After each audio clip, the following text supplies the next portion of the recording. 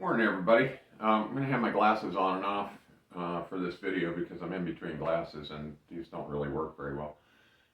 Plus, they have a lot of glare with my computer.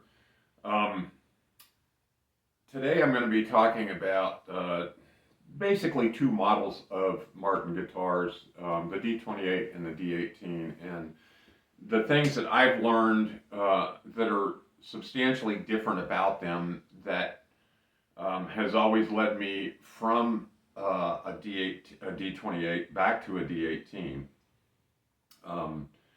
And before I start on that, a buddy of mine just ended up with two red label Yamaha guitars, and that was not too long after I got this little Yamaha FG800.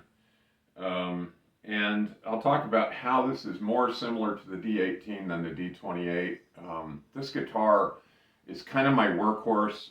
It's always sitting out. I always use it when I'm working on a song or writing a song or doing something. It's a spectacular guitar, and at the price point, I don't think there's anything on the market that comes close. And even to the point that I think it competes with some much higher end guitars. I won't say that I would trade it for my Martin D18, but I can tell you, if I didn't have a Martin D18, I'm not sure I wouldn't be happy with this one. So, I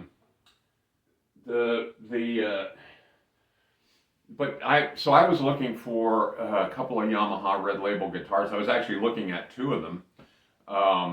Both of them had pretty substantial damage, so that kind of killed the deal. Enough to where cosmetic damage I don't mind on any guitar, really.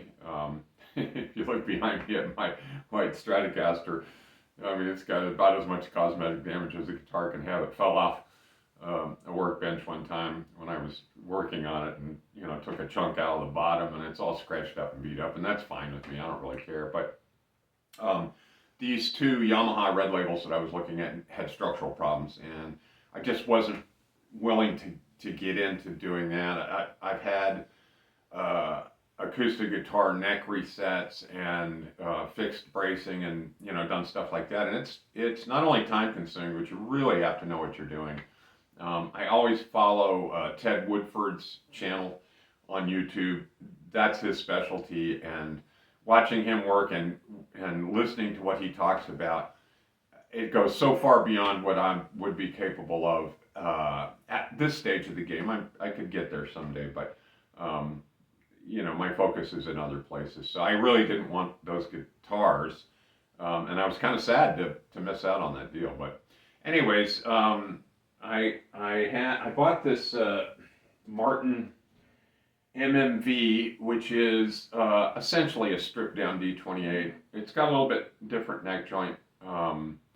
It's a mortise neck joint instead of a dovetail. But other than that, the guitar is very, very similar. That may affect the sound, I don't know, but I think the primary difference in sound between this guitar and the D18 is that D28s in this model were made with Rosewood back and sides, and the D18 is made with Mahogany back and sides. And there is a pretty substantial difference in a couple of different aspects of how they sound and play. And I didn't really understand what that difference was until pretty recently. I knew that I had a preference, but I didn't understand why I had the preference until I learned what I've learned, and I'm going to share that with you in a minute. But the little Yamaha FG800 is also, it's laminated back and sides, but it's mahogany. And it has a lot of similarity to the D18. This is a 2016 Centennial model, 100-year anniversary D18. I looked for one for about 7 or 8 years, and the MMV will probably go because I can't really justify the cost of having those two Martins sitting around, especially since I don't even play them as often as I'd like to. But I got my cheat sheet up here. Let me talk a little bit about this uh, the differences and what I discovered recently. Let me back up a step. When I first got out of the military in the mid 1975, I took my last paycheck and I went into a music store in Southern California and bought a D28. And I took it home and I liked it, but I had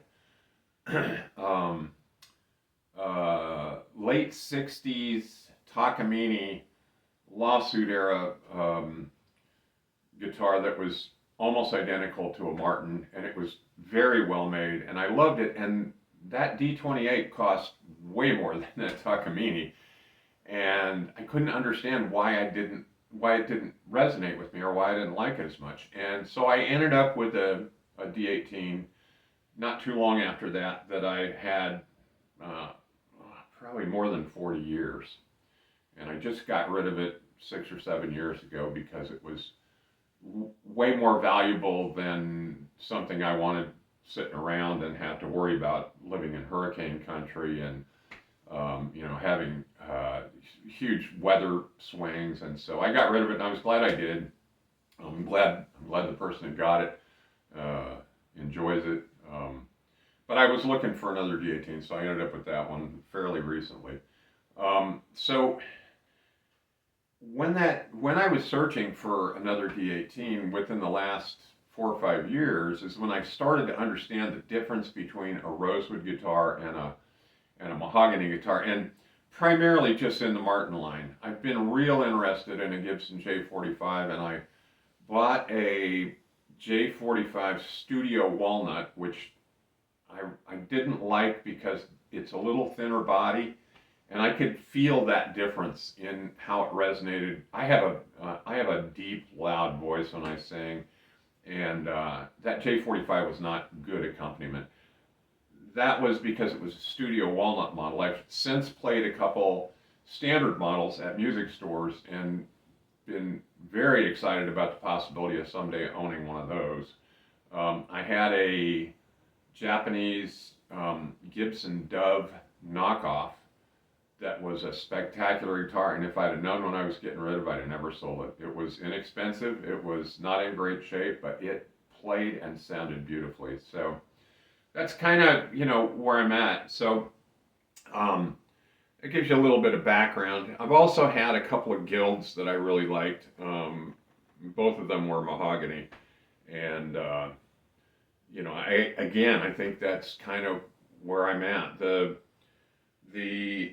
D28 with the Rosewood has a little bit deeper, kind of what I would call a booming sound. The D18 has a little more treble, and here was the point that I want to share with you, and also direct you to a video about that really clarified for me why there was such a big difference for me with those.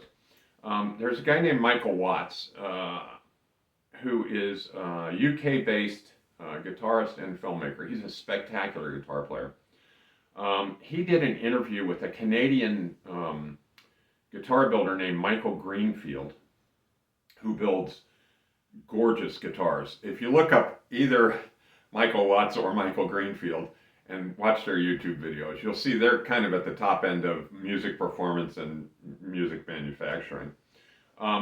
They did a video together called The Most Valuable Woods on Earth. And about 10 minutes into that video, Michael Greenfield discusses Mahogany versus Rosewood in general. And I would say if you want to get down to the nitty-gritty of why there is such a big difference between those two guitars, watch that video, and I think you'll appreciate, depending on your style of playing and depending on what you like, how either one of those might or might not suit you. So that was really kind of the basis for this video today. I'll probably do a sound comparison between the two at some point. I have to get a little bit better set up to be able to get the guitars easily. These two guitars I'm real careful about not damaging. So I need a little bit, I need to be more organized to make that video, and I'm just not there yet. I just, you know, it's been a while since I produced a music video. I did a little goofy video the other day, which was a lot of fun, but I'm kind of getting back to it. So I just want to check my notes and see if I left anything out. There was Gary's Guitars is another channel that I follow. There's a guy named Mark who is the owner of Gary's Guitars. They're up in Connecticut. He did a great two videos. One called Low Action Sucks, and the other one called High Action Sucks. And they kind of go along with the other video that I mentioned about Michael Watts and Michael Greenfield. If you watched all of them together, it would probably give you a good flavor for where my mind has kind of been at lately. So anyways, just wanted to say that there's a pretty big difference, at least in the ones that I have and in my experience. Everyone may not have the same experience I had. They may have a different experience with their guitars. I totally get it. Like I said, that I think that my affinity for the D18 and its construction and how it sounds and how it feels is why this little Yamaha FG800 is so spectacular, and why I was so interested in those red label Yamahas. If you know anything about them, you can research those and you can find out why they're special in the Yamaha lineup. But anyways, just a quick one for today. Thanks for watching, and hope you all have a fantastic day.